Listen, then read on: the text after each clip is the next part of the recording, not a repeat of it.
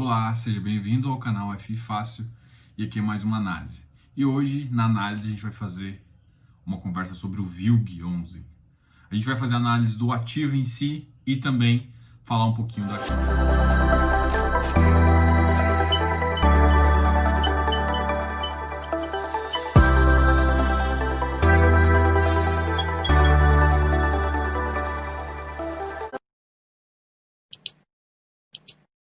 Se inscreva aqui no canal, dá um like nesse vídeo e assista até o final, muito importante. Deixe sempre os comentários aqui embaixo e no final a gente conversa mais. A gente vai falar um pouquinho do ativo agora e o ativo pós-emissão. Então ele já mais ou menos falou quais ativos estão no pipeline, o que é bom, qual é o interesse do fundo, então dá um pouco para a gente analisar isso. Mas a gente vai começar a analisar isso há 4, 5 meses atrás, justamente quando o ativo fez a quarta emissão. A quarta emissão foi uma emissão de 750 milhões, não foi toda executada. E conseguiu pegar 320 milhões gross. Líquido mesmo, 300 milhões. Um pouquinho da quarta até a quinta oferta, e ao mesmo tempo a gente vai falar um pouquinho do desenvolvimento do fundo, do operacional do fundo, do resultado do fundo, dos rendimentos históricos do fundo. Vamos começar falando um pouquinho da quarta emissão, conseguindo esse total de 300 milhões. E esses 312 milhões aumentou um caixa e o caixa líquido ficou em 325. Em março, no relatório de março, ficou com 57% dos contratos atípicos. O que o fundo fez? Fez um pré-pagamento de alguns ativos que ele já tinha, de algumas obrigações que ele tinha contra os ativos, fez o pré-pagamento de 40 milhões, ficando com uma liquidez de 287. E tinha alguns contratos que estavam vencendo. Em 2021, ele conseguiu fazer essa renovação da receita com a Netshoes, o que comportou ao fundo uma renovação de um contrato que ocupava 16% da receita, o que também é excelente. Então, o que está acontecendo? O fundo está conseguindo manter ou aumentar o tipo de contrato que ele tem. Então, assim, vamos comparar um pouquinho com o LZR11. O LZR11, a tática dele, ele é descarado, ele vem assim, eu quero só contrato atípico. Então, se você for olhar as médias dos contratos dele, é acima de 6 anos. 6 anos e meio, acho que é a menor. E claro que começou com 7 anos. Esse, não. Ele começou com 3 ponto alguma coisa, 3.3, depois 3.5, chegando a 4.5. Então, beleza. Essa foi a tendência do fundo. Então, o que o fundo está querendo fazer é colocar ativos e deixar um contrato um pouquinho maior. Tem que lembrar que, como ele não pega só um tipo de empresa, a tendência é que ele vai fazer um mix de contratos atípicos e típicos, o que não é ruim justamente pelo mix que ele faz no fundo. Os ativos são bons, o que faz sentido também, e a evolução do papel tem sido muito rápida, o que pode assustar muita gente. Então ele tentou captar 750 milhões, mas também foi numa época de crise, ele captou 300. Então ele optou por fazer esse pré-pagamento de 40 milhões e em adquirir um novo pão que está alugado para Tokstok. A gente tinha uma liquidez de 277 milhões e aí parte dessa liquidez, 150 milhões, foram usadas para comprar o Extrema Business Park. E com isso, o fundo aumentou a exposição em e-commerce.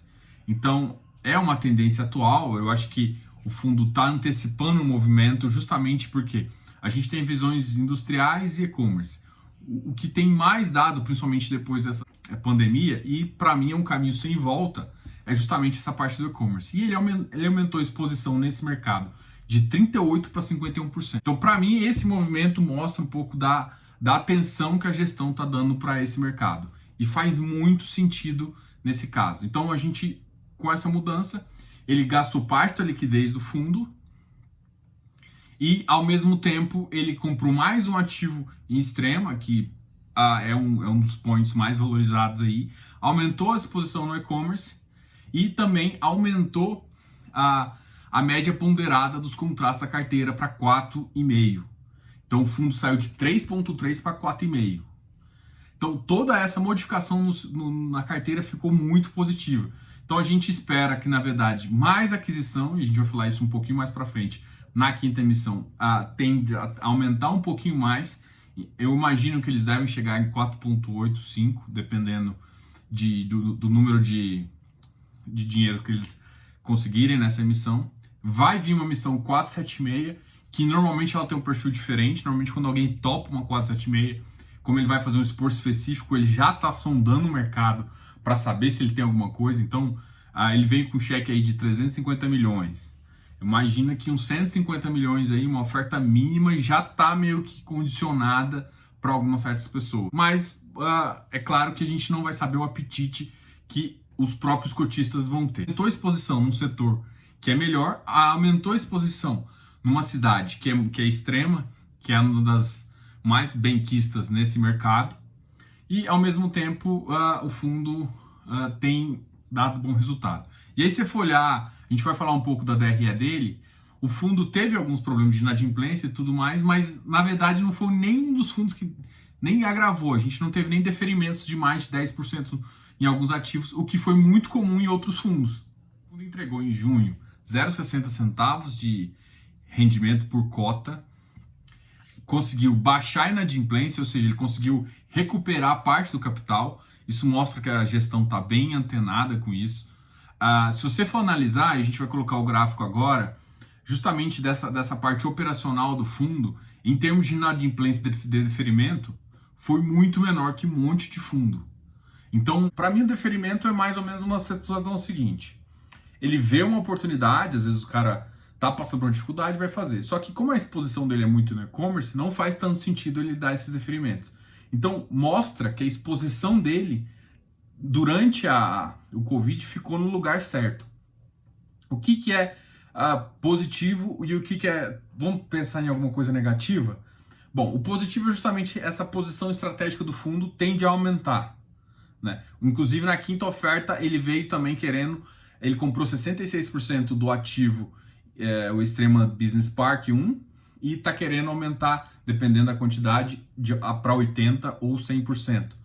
A gente vai discutir um pouquinho do pipeline dele para avaliar. Então, assim, em termos disso, foi bem positivo, mostrando que tem uma resiliência e a gente não está sofrendo muito com a queda. A grande questão que eu sempre estou analisando é porque era um fundo que inicialmente tinha um resultado um pouquinho maior por cota e que agora começou a dar um pouquinho menos. Mas, em termos de mercado, ainda é muito mais do que a maioria dos outros fundos.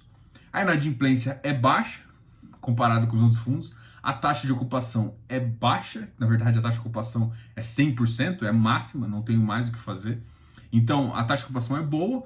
Qual que é a questão? É essa parte dos contratos. Porque muita gente, se você for olhar, por exemplo, um ALSR11 que tem uma quantidade de tempo muito maior, você olha para ele 4,5, você pode achar que é pouco. Mas, na minha visão, para a estratégia de e-commerce é um tempo, inclusive, muito alto. Tá? Então eu gosto dessa estratégia deles, isso para mim faz sentido. Pra vocês terem ideia em relação ao deferimento, o deferimento dos próximos meses está mais ou menos na faixa de 4,7%. Teve fundo que teve deferimento de 50%, de 40%.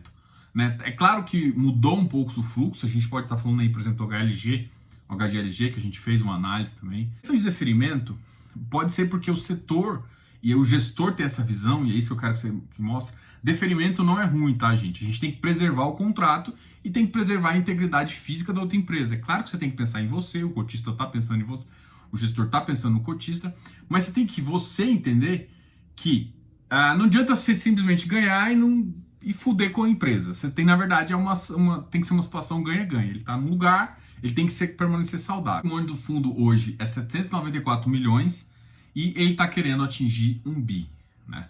800 milhões mais 350, se ele conseguir tudo, ele vai atingir em torno de 1,1 bi a 1 bilhão, dependendo de como for a oferta.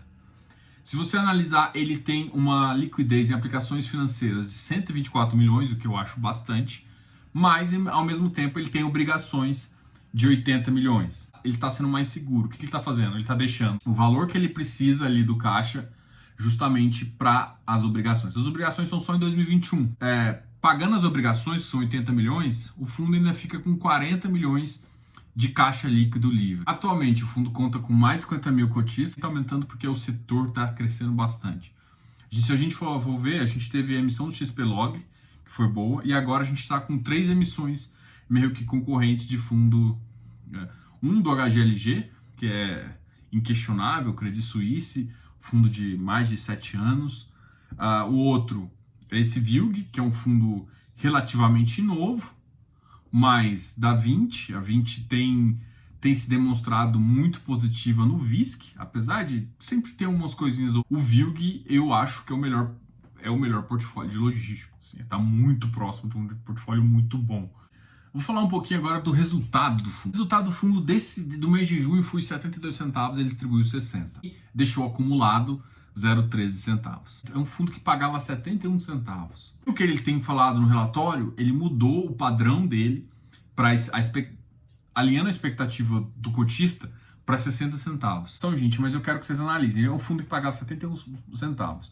Faz sentido ele crescer. É normal, o rendimento do fundo sempre cresceu, pelo menos se manter igual. E o que está acontecendo na quarta emissão foi ele perder valor nominal do rendimento. Se essa perda realmente foi, ou simplesmente eles estão fazendo isso para preservar a caixa nesse momento. O que eu costumo falar em relação a fundos? A gente sempre fala da regra dos 3 para a gente analisar um bom fundo.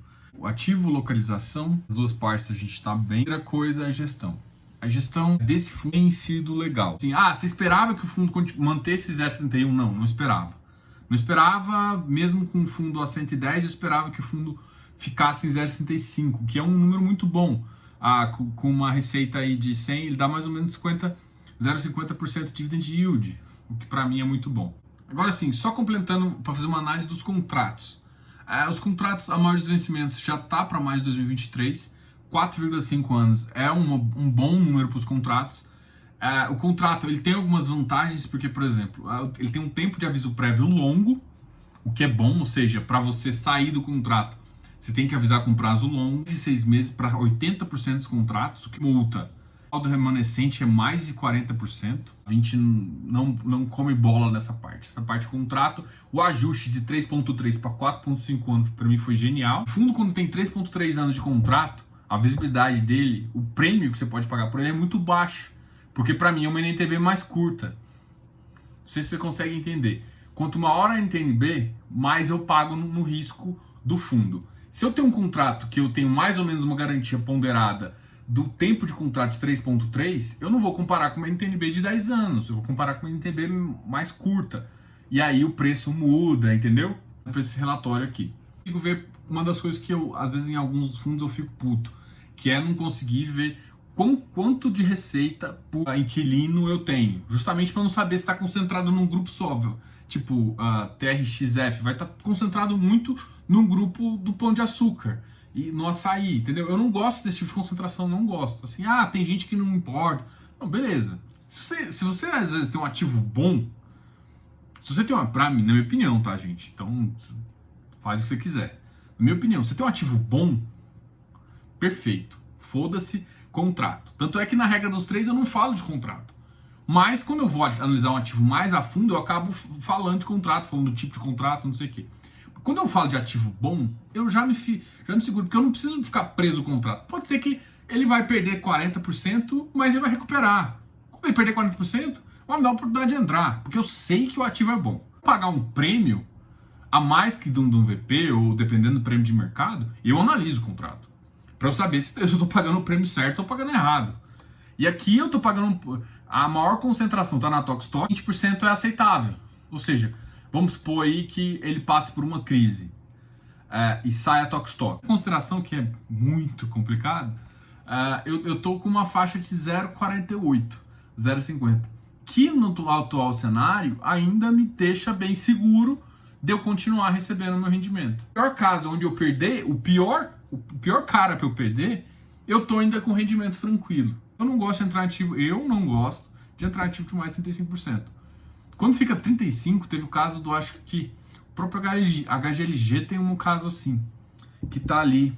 Então, assim, ele é um ativo que fica no limiar, só que na nova emissão que eles vão ter, vai fazer sentido. Esse aqui já tá numa concentração que de 20%, para mim já é aceitável. O resultado do fundo não tá ideal, porque comecei nesse fundo 71, tá 0,60. Não gosto de redução no rendimento, não gosto. E agora a gente vai falar um pouquinho da quinta emissão, justamente para entender assim, beleza, o fundo tá bom, tem uma outra coisinha que o Diogo gerou de alerta, e esse alerta fica aí pra gente aprender ou pra gente analisar. Porque assim, gente, alerta não é não compre. Alerta é pra você ficar alerta. Porque, tipo assim, tem hora que o fundo tá uma mil maravilhas. Mas tem hora que tem uma outra coisinha que que embaça. Às vezes a vacância sobe do nada. Faz sentido você vender? Às vezes não. Às vezes o preço ainda tá interessante, então faz sentido às vezes você comprar em vez de vender. A grande questão é o seguinte, o que está de alerta nesse fundo é justamente essa queda da receita. Isso eu quero acompanhar. Só que o problema é que com a outra emissão eu não vou conseguir acompanhar de forma real, porque vai voltar a cair antes de estabilizar num ponto que eu acho adequado. Saber se o rendimento desse fundo realmente vai voltar para o que eu acho, que é 0,65, que é o que eu acho que o fundo tem capacidade, só que ele pode estar, a capacidade dele pode estar sendo negada justamente pela receita financeira que tem que ficar pagando. O que para mim não faz sentido dentro que ele tenha caixa. O que a gente vai conversar agora é sobre essa análise do pipeline deles, justamente para falar assim, beleza, Diogo, o fundo tá redondinho ali, tem uns sinais de alerta que você acabou de comentar aqui, e você? O que falta ainda para decidir? Então, assim, para finalizar, os ativos atuais, né? Se for analisar, pega o relatório que é mais fácil de falar. Estão bem distribuídos geograficamente, estão bem estrategicamente no país, estão em regiões concentradas, próximos de linha de via aberta, justamente para atender o público que ele quer, um público de logístico. Depois teve um outro alerta que eu vi, que eu não gostei muito, isso foi inclusive 2019, que foi quando eles lançaram o relatório do terceiro trimestre, eu calculei a margem líquida, né, e também fiz um cálculo de quanto eles estavam pagando. Porque assim, a taxa de administração, quando você olha, ela é baixa em termos de PL. Mas o que eu quis olhar foi justamente calcular a taxa versus resultado. Eu tenho uma métrica para isso. Tá? E eu não gostei tanto também desse resultado. Eu achei que pesou e para mim eu acho que esse mestre vai pesar um pouquinho mais. Tá? Então assim, Diogo, isso faz com que você fique fora? Não, mas novamente eu começo a olhar algumas métricas, só esse fundo tem? Não, tem vários fundos que tem algumas métricas ruins, que mesmo assim eu tô dentro.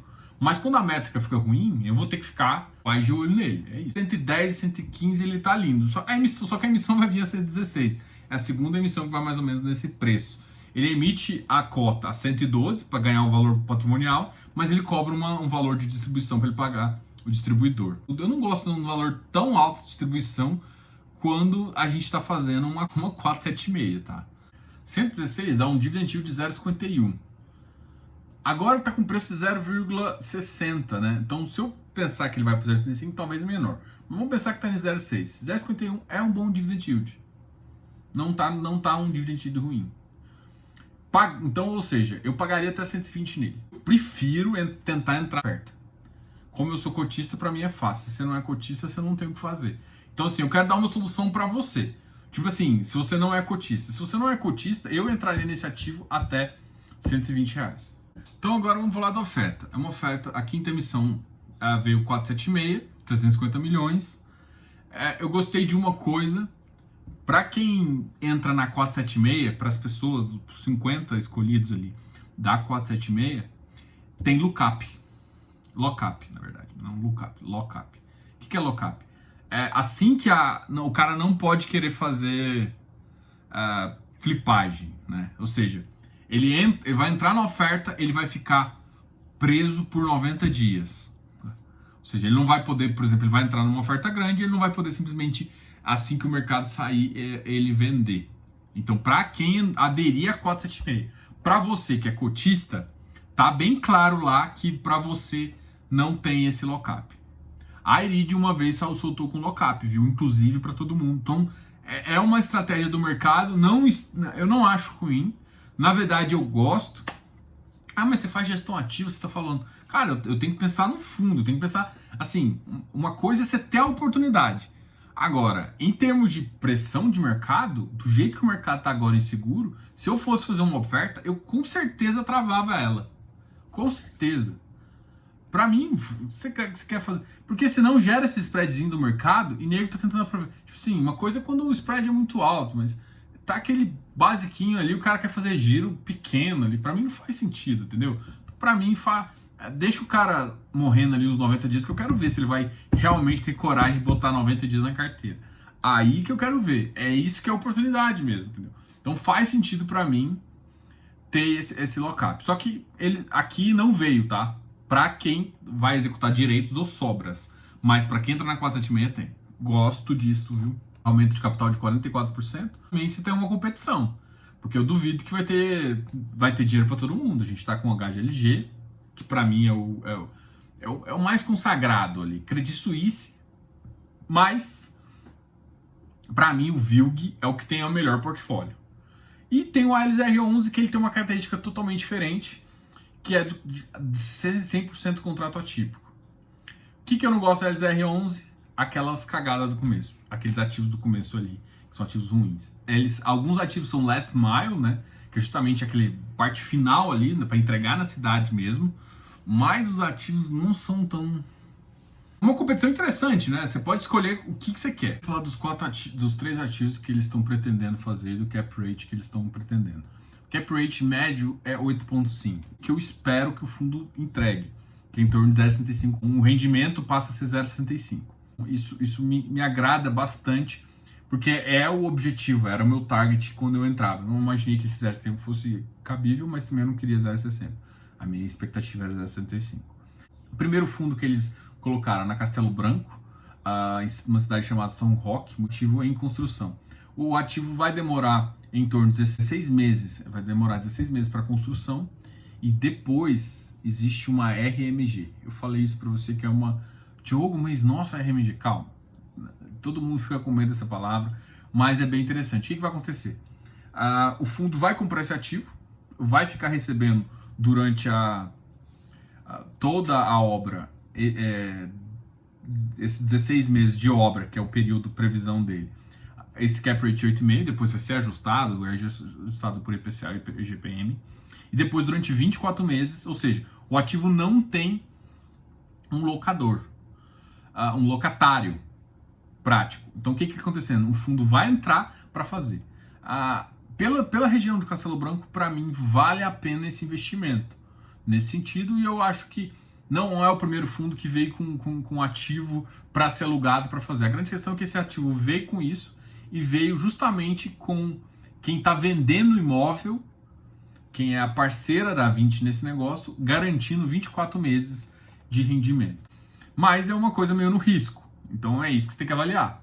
Não é um ativo que você está comprando, não é um BTS ou um Sales and Leaseback. BTS é Build to Suit. Você está fazendo e para procurar locador. Em torno de 40 meses, você tem uma receita garantida, com 8,5. Ativo é o que a gente chama de ativo last mile, que é justamente para atender realmente a parte de São Paulo. Em Osasco, galpão que é voltado para o last mile faz sentido. O cap rate está bom também. Muda um pouco da estrutura. Você lembra que eu comparei um pouco com a LZR11? Normalmente esses ativos last mile são um pouco piores ali, mas também é um galpão que não está alugado, não veio falando que ele está alugado. Então o que veio falando é justamente que por um prazo de 18 meses ele teria um cap rate de 8,5. Então depois desses 8 meses não sabe. Essa é a estratégia do fundo agora. Ou seja, gente, aumentou o risco. Tipo assim, aí vem um terceiro ativo, que é o próprio de Extrema. Extrema a gente comprou 66%. A gente que eu falo, o fundo VILG. Eu como cotista eu tenho 66%. Ele está aumentando a proporção para 80% ou para 100%. Com essas considerações é bom, porque eu já tenho uma certa receita. Vou ficar muito dependente da Tokstok, o que pode ser estranho ali, né? Eu tenho um ativo last mile, que compõe o portfólio dele, mas ele veio com um last mile sem cara. E ele vem com outro ativo também, que ele vai construir por 16 meses e vai ter esse aluguel por 24 meses. Resumo desse pipeline. O pipeline é arriscado, muito arriscado. Saiba disso. Eu gosto do perfil. Eu acho que é um setor que tende a crescer, tanto esse galpão aqui na verdade, o galpão que eu tenho mais dúvida é o galpão de Osasco. Eu tenho mais convicção no de São Roque, da Castelo Branco, do que nesse de Osasco. Esses last miles são muito específicos para uma pessoa, entendeu? Então, para uma empresa. Então, esse eu tenho mais... Os outros é mais fácil de adaptar, entendeu? Esse da Castelo Branco, para mim, é interessante. é uma região boa. Se você já andou para Castelo ali, você vê que tem muito. Não é uma novidade ali, é uma coisa que já existe na Castelo Branco. Essa é a minha análise. Diogo, mas e aí? O que é a sua opinião? No frigir dos ovos, eu ainda acho que, no meu caso, eu vou entrar. É foda assim. A minha análise é o seguinte, cara, o que eu quis mostrar é a linha de raciocínio. Ó, o ativo é isso. Eu acho que eu tenho construído isso com vocês aqui. Eu tenho mostrado passo a passo do que fazer. Agora, como todo mundo quer uma opinião no final, eu vou dar minha opinião. Minha opinião é que eu entro. Eu entro porque eu gosto do ativo. Eu gosto de algumas propostas. Eu gosto da proposta aqui da VILG. Eu tenho algumas dúvidas, mas mesmo 0,6 me atrai para o mercado que eu estou vendo e para o preço que eu estou vendo dos outros ativos. Então 0,6 ainda me atrai, mesmo que eu não ache que meu target não é 0,6, eu fico meio puto com o target 0,6. Mas no 0,6 de renda ainda torna atrativo. O risco, ele tem 2 ativos de risco de entrada com um RMG. Eu estou chamando de RMG porque é garantido pelo vendedor, é justamente o básico, se não conseguir vai fazer durante a construção. A gente não sabe a conta. Um outro, no de Osasco, é um ativo um pouco diferente do portfólio que ele tinha antes, que a maioria dos portfólios não é essa FUM, mas o Last Mile também é uma tendência de mercado, então eu prefiro acreditar. É essa a questão.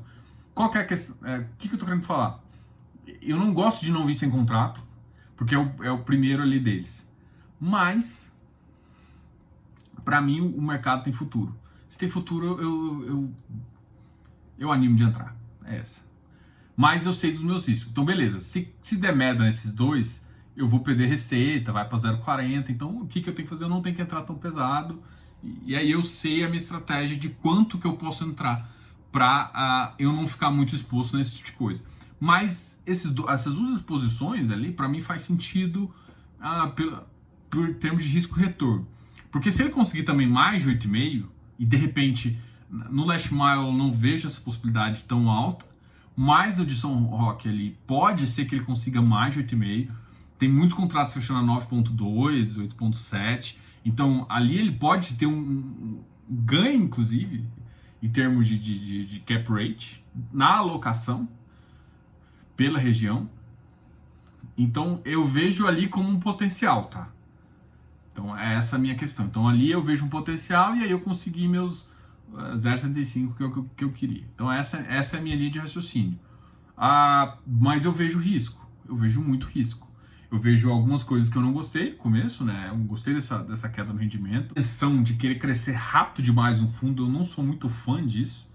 Eu confesso para você que eu gosto de fundos grandes, mas um fundo que sai de embrionário para 1 bi, 1,2 bi, ele se perde no caminho. Ele se perde em termos que você não consegue analisar. Você não tem o tempo de analisar os demonstrativos do crescimento das receitas, o crescimento dos gastos, como é que o fundo está fazendo. Os relatórios não te indicam algumas coisas, inclusive você tem que ficar perguntando para o gestor e tudo mais. Então, é esse o risco. É esse o risco e aí você tem que saber se você vai estar afim. Mas o que eu falo é que, para mim, eu acho que faz sentido entrar, tá ok? Bom, então, em termos da quinta emissão, é um bom ativo, só que assim, você não vai entrar no ativo agora sem analisar a emissão, porque assim que dá a emissão, você vai ficar sujeito ao risco da emissão. O cap rate está bom da emissão, garante aí uns 0,65 de cota, então melhora o fundo, né? Eu acho que a tendência é esse fundo ficar em torno de 0,65, mas ele precisa estabilizar. 2 ativos de mais risco, o extremo ali, Tokstok, é um ativo que dá uma segurança maior, fazer uma aquisição completa dele. Eu também queria que o fundo pagasse algumas obrigações, né, para eu sentir mais tranquilo. Mas isso também não afeta a minha decisão de comprar, né? Bom ativo e tal, a gente já falou dos problemas e agora você tem tudo na mão para decidir, tá ok? Essa foi a minha opinião sobre o VILG 11. E você tem mais opções do mercado. Eu fiz um vídeo tanto do LZR11, não em si da emissão, mas eu fiz. Não falei do pipeline do LZR11, mas eu falei do LZR11. Então você consegue analisar o que eu acho dele. Fiz um vídeo também do HGLG, dá uma olhada no que eu acho dele também. E aí você pode tomar uma decisão, porque se você tiver que escolher um, é bom você avaliar todo o mercado para fazer, tá ok? Se inscreva aqui no canal, dá um like nesse vídeo, espero que você tenha gostado. Deixe seus comentários aqui embaixo, fico muito feliz quando você comenta aqui embaixo e eu consigo te responder tirando suas dúvidas. Bom, esse foi um overview, grande abraço, Diogo, Canal F Fácil.